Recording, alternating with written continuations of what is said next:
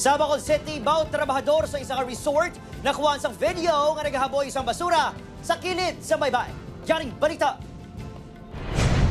Sa sining video nga kuha sa isa concerned citizen, makita nga may ginakarga sa wheelbarrow ang lalaki.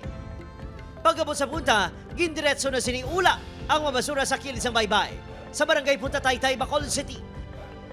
Ang lalaki sa video, amo si Jefferson Granada, 42 anyos, nagatrabaho sa isang resort lapit sa lugar. Aboy ko basura, puaw sa direhali ng basura. Kagin wala kami nagaboy sa baybay. Amo niya buho dahil niya tabunan, so niya tambaka namon balas.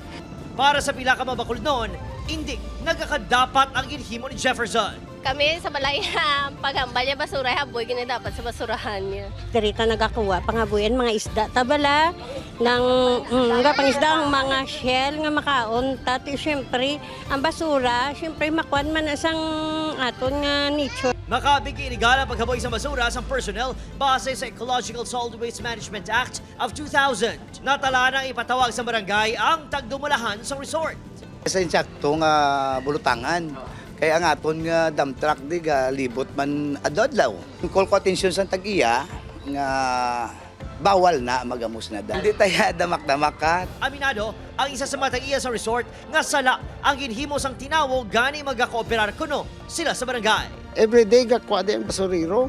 Nga hindi nga napag-ihatag sa basuriro. Wala pa sa pahayag ang sa insidente ang Bacolod Environment and Natural Resources Office. Opo, kay Harold Eka, Adrian Bretos, One Western Visayas.